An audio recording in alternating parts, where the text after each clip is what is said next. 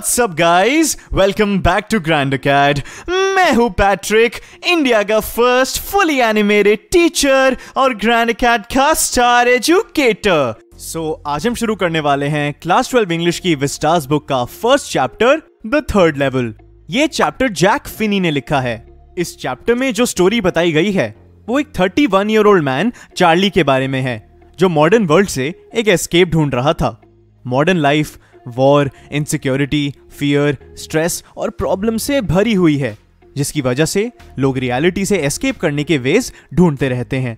Story में अपने mental और साइकोलॉजिकल कंडीशन की वजह से चार्ली हलुसिनेट कर ग्रैंड सेंट्रल स्टेशन के थर्ड लेवल में पहुंच जाता है, जबकि असलियत में ग्रैंड सेंट्रल स्टेशन के सिर्फ 2 लेवल्स होते हैं। जिंदगी में आगे बढ़ते बढ़ते प्रॉब्लम्स भी बढ़ती रहती हैं, और इस स्टोरी में हमें यह पता चलता है कि इन प्रॉब्लम्स के कॉन्सिक्वेंसेस कितने ज्यादा हो सकते हैं। चार्ली लिटरली हलुसिनेट करने लगता है। वो इतना ज्यादा स्ट्रेस्ड होता है कि उसका एस्केप पूरी तरह रियलिटी छोड़ना होता है। काफी लोग एस्केप के तौर पर काफी एडिक्शंस में पड़ जाते हैं, लेकिन चार्ली की मेंटल इलनेस इतनी सीरियस थी कि वो रियलिटी और इमेजिनेशन की लाइंस भूल चुका था। So without wasting any more time, let's move on to the Grand Acad special animated summary. Charlie को लगता है कि न्यूयॉर्क के ग्रैंड सेंट्रल रेलवे स्टेशन के 3 लेवल्स हैं, लेकिन रियलिटी में सिर्फ 2 ही लेवल्स एग्जिस्ट करते हैं। वो ये अपने साइकाइट्रिस्ट फ्रेंड सैम वीनर के साथ डिस्कस करता है। Sam feels that Charlie's experience is a waking dream wish fulfilment. Sam इसको एक्सप्लेन करते हुए बोलता है that the modern world is full of fear, insecurity, war and worry, जिसकी वजह से सबको रियलिटी से एक एस्केप चाहिए। इस सब से सैम ये बताने की कोशिश कर रहा था कि चार्ली अनहैप्पी है और अपनी स्ट्रेसफुल जिंदगी से एक एस्केप ढूंढ रहा है, जो उसे थर्ड लेवल के रूप में मिल रहा था। इस बात को सुनकर चार्ली की वाइफ लुइजा को अच्छा नहीं लगा। चार्ली के साइकाइट्रिस्ट फ्रेंड सैम वीनर ने कहा कि चार्ली की स्टैम्प कलेक्शन वाली हॉबी रियलिटी से एक टेम्पररी रिफ्यूज है। चार्ली ने इस इंटरप्रिटेशन से अग्री नहीं किया। चार्ली ने बोला कि उसके grandfather nice and peaceful times में रहते थे, उनको रियलिटी से भागने की कोई जरूरत नहीं थी, पर फिर भी वो स्टैम्प्स कलेक्ट करते थे। चार्ली ने अपने थर्ड लेवल के एक्सपीरियंस को रिकॉल किया। वन समर नाइट चार्ली ने ऑफिस में देर तक काम किया। घर पहुंचने की जल्दी में उसने ये डिसाइड किया कि वो ग्रैंड सेंट्रल रेलवे स्टेशन से सबवे ट्रेन यानी मेट्रो को बोर्ड करेगा। Charlie cross the doorway heading for the Subway, but he got lost.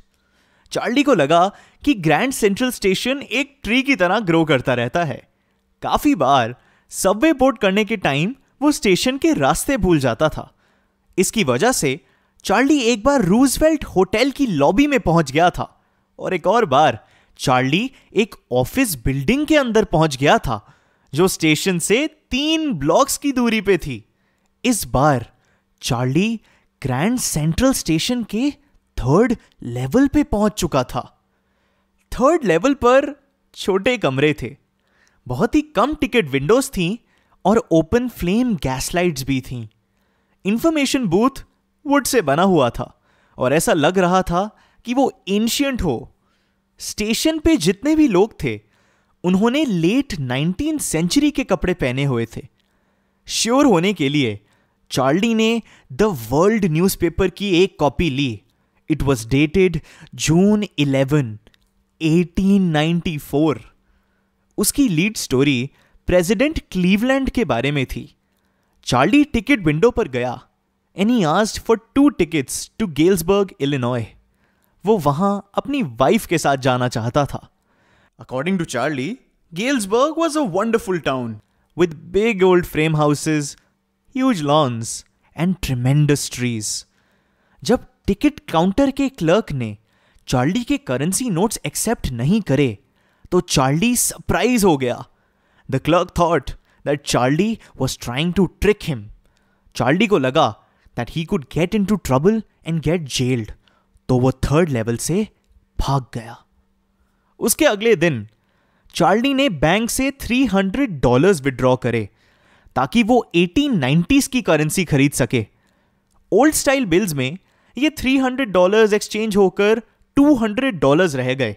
This did not bother him, क्योंकि उसे पता था कि 1890s में सब कुछ रिलेटिवली चीपर होगा। उसे इस बात की कोई परवाह नहीं थी, क्योंकि वो डेस्परेटली थर्ड लेवल पर वापस जाना चाहता था। चार्ली एक बार फिर से थर्ड लेवल को ढूंढने में फेल हो गया। चार्लीज वाइफ लुइजा इस बात को लेकर बहुत कंसर्न्ड और वरीड हो चुकी थी। लुइजा ने चार्ली को परसुएट किया कि वो थर्ड लेवल को ढूंढना बंद कर दे। Luiza was concerned about Charlie's mental state. Charlie ने फिर अपनी स्टैम्प कलेक्शन की हॉबी को रिज्यूम कर दिया। चार्ली को पता लगा that his psychiatrist friend Sam Wiener had disappeared. उसका कुछ पता ही नहीं था।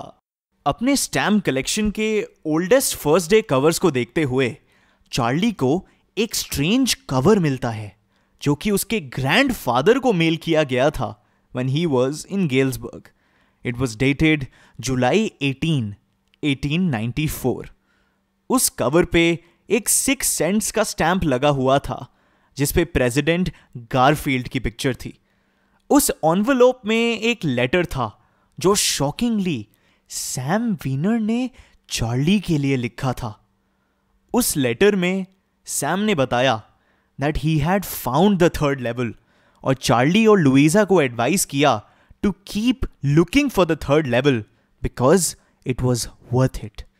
Luisa and Charlie now had proof that the third level was still there.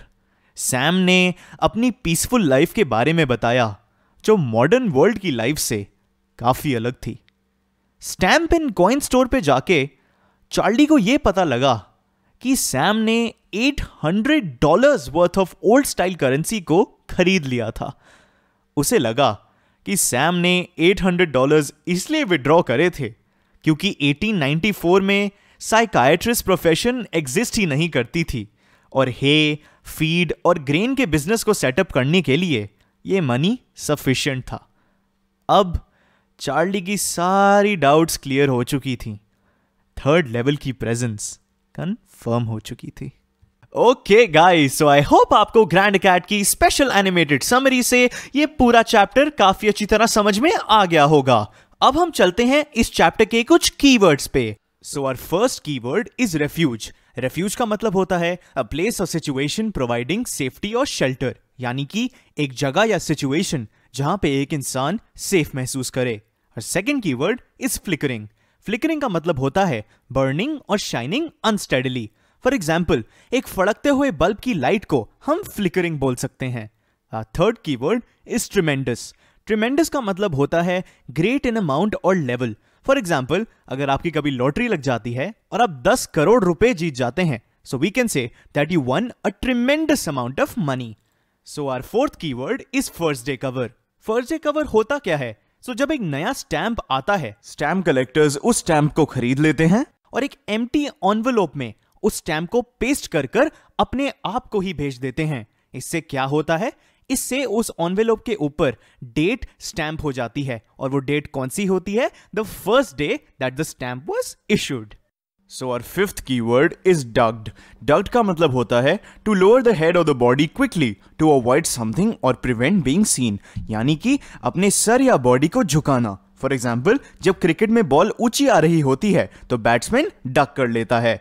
और last keyword is psychiatrist. Psychiatrist कौन होते हैं? साइकियाट्रिस्ट मेडिकल डॉक्टर्स होते हैं जो मेंटल हेल्थ में स्पेशलाइज करते हैं, यानी कि वो मेंटल हेल्थ प्रॉब्लम्स को ट्रीट करते हैं। All right guys, so that brings us to the end of this chapter and I'm sure आपको ये चैप्टर अब काफी अच्छी तरह समझ में आ गया होगा। आपकी प्रेपरेशन को और बेटर करने के लिए ग्रैंड अकैड ने इस चैप्टर के नोट्स और इंपॉर्टेंट क्वेश्चंस डिस्क्रिप्शन में डाल दिए हैं। और हाँ, अपनी प्रेपरेशन और भी ज्यादा स्ट्रॉन्ग करने के लिए आप इस क्वेश्चन का आंसर कमेंट सेक्शन में लिखिए। जो भी 3 लोग इस क्वेश्चन का सबसे अच्छा आंसर देंगे, ग्रैंड अकैड उन्हें पेटीएम पे स्पेशल कैश रिवॉर्ड और ग्रैंड अकैड का special minute holder certificate provide करेगा। So yes, if you liked our content, please subscribe to us on YouTube and follow our Instagram at grand.acad. Okay, till next time, keep winning, you champions!